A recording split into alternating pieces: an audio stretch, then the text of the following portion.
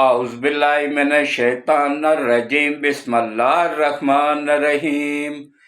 شروع کرتا ہوں اللہ کے بابرکت نام کے ساتھ جو دلوں کے حال بہتر جانتا ہے۔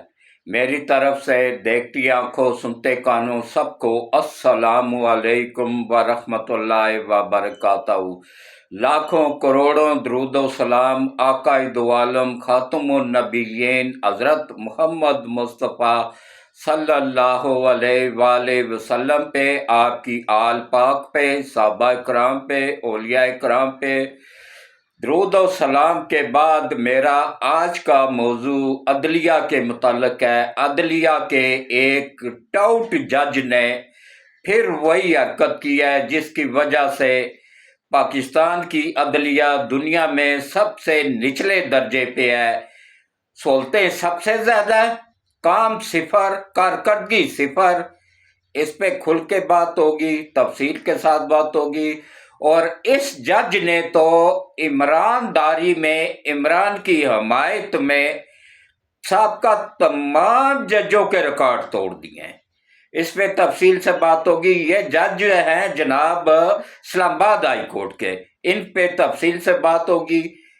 کس طریقے سے انہوں نے غیر قانونی حکم جاری کیا، کس طریقے سے جیل حکام کو ہراساں کر رہے ہیں، ان پہ پریشر ڈال رہے ہیں، اور اس پہ بات ہوگی۔ اور سب سے پہلے دیکھیں ٹرین میں جو نئی فریش معلومات ہیں وہ بھی دوں گا انشاءاللہ جعفر ایکسپریس کے حوالے سے۔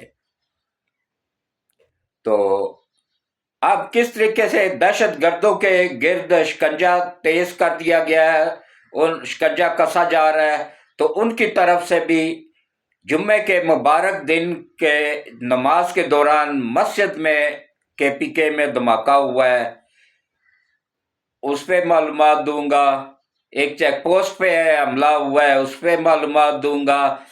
اور 2 دن پہلے ہی ابھی ایک مدرسے پہ بھی حملہ ہوا ہے، اس پہ بھی مختصر سے وقت میں تفصیل سے بتاؤں گا۔ تو سب سے پہلے آپ لوگوں سے بس ایک ہی اپیل ہے کہ میری ویڈیوز کو پورا دیکھا کریں، سکپ نہ کیا کریں۔ 10-15 منٹ کی ویڈیوز ہوتی ہے، 24 گھنٹوں میں دیکھ لیا کریں۔ یہ واحد چینل ہے جو آپ لوگوں کو حق سچ دکھاتا ہے، کیونکہ میں الحمدللہ پاکستان کا سب سے سینئر صحافی بھی ہوں، اور عمر میں سب سے سینئر یوٹیوبر بھی ہوں، اور الحمدللہ اللہ کا لاکھ لاکھ شکر ہے کہ اللہ کی کرم نوازی ہے کہ اس نے مجھے حق سچ کا درس دیا ہے۔ اور میرے استاد محترم نوائے وقت اخبار کے عارف نظامی صاحب جو مالک بھی تھے، میرے استاد بھی ہیں۔ تو باقی دیکھیں، یہ دنیا کا نظام چلتا رہے گا۔ بونس پہ چل رہا ہوں، حق سچ کی بات بتاؤں گا۔ یہ واحد چینل ہے جو آپ سب کا چینل ہے، میرے اکیلے کا نہیں ہے، آپ سب کو حق سچ دکھاتا ہے۔ اتنے سچ ہو تو اتنا ہی بتاتا ہے، اس کو بڑھا چڑھا کے اتنا نہیں کرتا ہے، یا اتنا سا جھوٹ ہو تو اس کو بڑھا چڑھا کے اتنا نہیں کرتا ہے۔ جو حق ہوتا ہے وہی بتایا جاتا ہے، جو سچ ہوتا ہے وہی بتایا جاتا ہے، مرچ مسالہ نہیں لگایا جاتا ہے، ویوز کی خاطر جھوٹ نہیں بولا جاتا ہے۔ ویوز ملیں یا نہ ملیں، ہمیشہ سچ کا دامن تھامے رکھنا چاہیے۔ لیکن آپ لوگوں کو میں حقیقت بتا رہا ہوں، روزے کی حالت میں ہوں، افسوس سے کہہ رہا ہوں کہ سچ کی یہاں کوئی ویلیو نہیں رہی ہے۔ یہ نبی پاک صلی اللہ علیہ وآلہ وسلم نے آج سے 1400 سال پہلے بتا دیا تھا کہ آخری وقت آئے گا تو سچ سننے والوں کی تعداد بہت کم رہ جائے گی، جھوٹ سننے والوں کی تعداد کروڑوں میں ہو جائے گی۔ دیکھ لیں یہ قوم یوتھڑ صرف جھوٹ سنتے ہیں، ڈیلی ان کو وہ جھوٹ بول کے بتا رہے ہوتے ہیں، عادل راجہ یا یہ مہدی اور یہ جو ہے عمران ریاض جیسے ٹاؤٹ، کہ بھائی بس عمران نکلنے والا ہے، بس کل وہ بنی گالا میں خطاب کرے گا، بس ڈیلی ان کو یہ چورن بیچا جاتا ہے اور ڈیلی یہ مردود خرید رہے ہوتے ہیں۔ ان کے عقلوں پہ اور شکلوں پہ پردہ پڑا ہوا ہے، ان کے کان سچ سننے سے معذور ہو چکے ہوئے ہیں۔ تو اب آپ آ جائیں جناب اصل موضوع کی طرف. تو کس طریقے سے دیکھیں، اسلام آباد ہائی کورٹ کے جسٹس جناب محترم جسٹس اعجاز اسحاق صاحب، ان کے پاس ایک تھرڈ کلاس کی وکیل ہے جو کہ بس خالی لائسنس اس نے لیا ہوا ہے، اس سے زیادہ اس کا کوئی کارنامہ نہیں، زیرو کارکردگی. حتیٰ کہ اس کو عمران خان اور بشرا بی بی اپنے وکلا کی ٹیم سے بھی فارغ کر چکی ہوئی ہے. وہ ایک پٹیشن دائر کرتی ہے سردار جسٹس اعجاز اسحاق کی عدالت میں اسلام آباد ہائی کورٹ میں کہ مجھے عمران خان اور بشرا بی بی سے ملاقات نہیں کروائی جا رہی ہے. اب جج صاحب نے یہ نہیں پوچھا کہ محترمہ آپ ان کی ٹیم کا حصہ ہی نہیں، آپ کو کس قانون کے تحت ملاقات کروائی جائے. فوراً حکم جاری کر دیا کہ بھائی اس کو، پچھلے ہفتے حکم جاری کیا کہ بھائی اس کو فوری ملاقات کروائی جائے.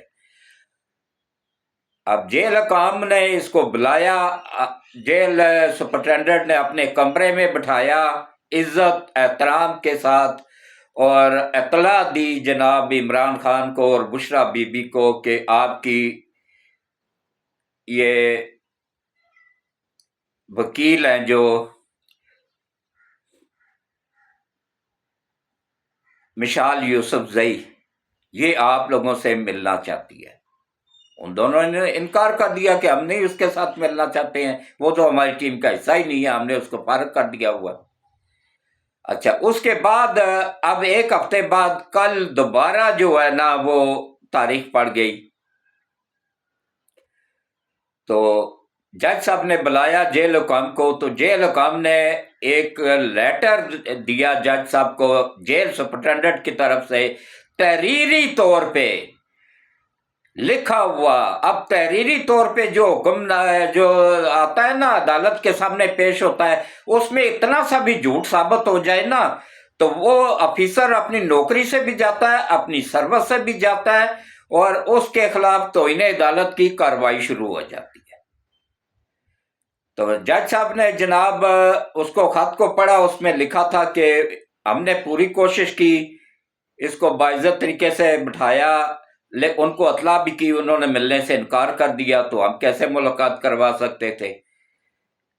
تو ٹاؤٹ جج، میں ایسے ججوں کو ٹاؤٹ جج کہتا ہوں. یہ انہی 5 ججوں کا حصہ ہے نا جنہوں نے یہ کیا نام ہے سردار سرفراز ڈوگر کو چیف جسٹس بننے کے خلاف پٹیشن سپریم کورٹ کے آئینی بینچ میں دائر کی ہوئی ہے کہ اس کو نہیں صرف محسن اختر کیانی کو ہی اسلام آباد ہائی کورٹ کا چیف جسٹس بنایا جائے. مطلب ان کی مرضی، یہ خدا بنے بیٹھے ہیں. یہ مردود جو ہے نا، ان کی مردودوں کی وجہ سے ہی اب عدلیہ پاک پوری ورلڈ میں بدنام ہوئی ہے اور آخری حصے پہ پہنچی ہوئی ہے.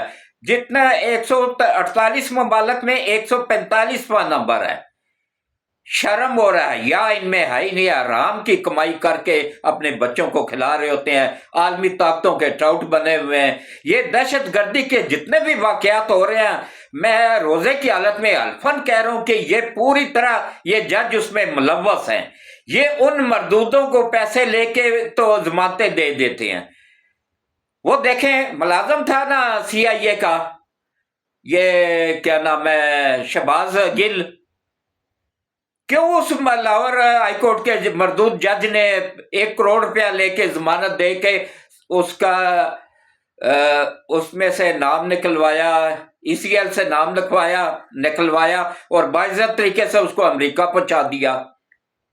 یہ ایسے مردود جج ہیں، یہ ان کا بھی سب کا باپ ہے، یہ سب سے بڑا مردود ہے. میں ان کے باپ سے بھی نہیں ڈرتا ہوں. ایسے ججوں کو میں جوتے کی نوک پہ رکھتا ہوں. اور اس کے بعد جو ایماندار جج ہیں، جو قانون کو سمجھتے ہیں، قانون کے تحت فیصلہ کرتے ہیں، ان ججوں کو میرا دونوں ہاتھوں سے سلام سلوٹ. ان کی میں عزت کرتا ہوں، احترام کرتا ہوں، جو حق حلال پہ رزق لے کے جاتے ہیں، اپنے بچوں کو حق حلال کھلاتے ہیں، ان کے بچے بھی پھر ان کے وفادار ہوتے ہیں. ان کی بیویاں ان کو جوتے مار رہی ہوتی ہیں گھروں میں.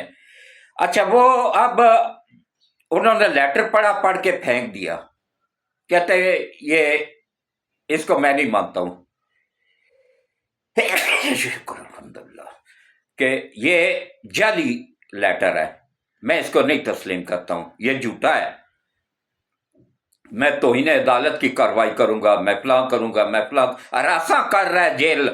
भाई तू भी मुलाजम है सरकारी, सरकार का मुलाजम है, नौकर है, तू कोई आसमान से उतरा हुआ नहीं है, नौकर है सरकार का, अवाम का नौकर है, अवाम के पैसों से तनख्वाह वसूल करता है। तेरी क्या औकात है कि तू अपने हाथ से तजावज करके एक सरकारी मुलाजिम, दूसरा खुद सरकारी मुलाजम है और दूसरे सरकारी मुलाजम को तू हरासा कर रहा है, जेलर को, जेल हकाम को, कि मैं तौहीन अदालत की कार्रवाई करूंगा, मैं छोड़ूंगा नहीं। फौरन 2 बजे तक, अब 12 बजे का टाइम हो गया, हुक्म जारी करता है कि 2 बजे तक फौरन वीडियो लिंक पे इमरान खान को लाया जाए, मैं खुद पूछूंगा, खुद बात करूंगा। साहब बताओ ना मरदूद के तू पीटीआई का ही बंदा है, तू छोड़ना ये कुर्सी, आराम का चमटा हुआ है, आराम खा रहा है, आराम बच्चों को खिला रहा है, छोड़ इस कुर्सी को और पीटीआई में शामिल हो और लड़ा इलेक्शन, तुझे अपनी औकात पता चल जाए कि तेरी औकात क्या है। 2-2 टके के जज उठ के तो हमारे मुल्क को नुकसान पहुंचा रहे हैं, अदलिया को नुकसान पहुंचा रहे हैं। अब टाइम आ गया है ऐसे जजों को नकेल डालने का।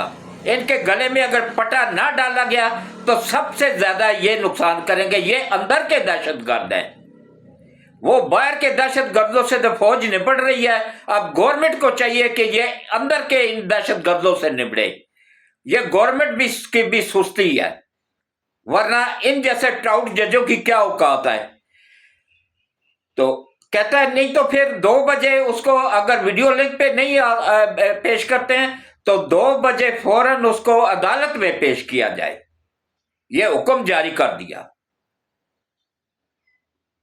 2 बजे जनाब फिर जेलर का लेटर आ जाता है, जेल हुकाम आते हैं भागते हुए बेचारे, सारे काम काज छोड़ के इस मरदूद की अदालत में जाते हैं। जाके कहते हैं सरकार, मुल्क के हालात आपको पता है कि कैसे जा रहे हैं, सिक्योरिटी की सूरत हाल कैसी है, तो हम इतना बड़ा रिस्क नहीं ले सकते हैं, उसको नहीं पेश कर सकते हैं। तो ये हुक्म जारी करता है कि मैं आप लोगों के खिलाफ तौहीन अदालत की कार्रवाई करूंगा, मुझे आप लोगों पे एतमाद नहीं है, आप लोग झूठ बोल रहे हैं, एक मैं सच्चा हूं, बाकी सब दुनिया झूठ बोल रही है। ये मरदूद सच्चा है, रिश्वतखोर जज सच्चे हैं। ये 5 का टोला है, 5 के 5 रिश्वतखोर हैं, टाउट हैं, बिके हुए हैं।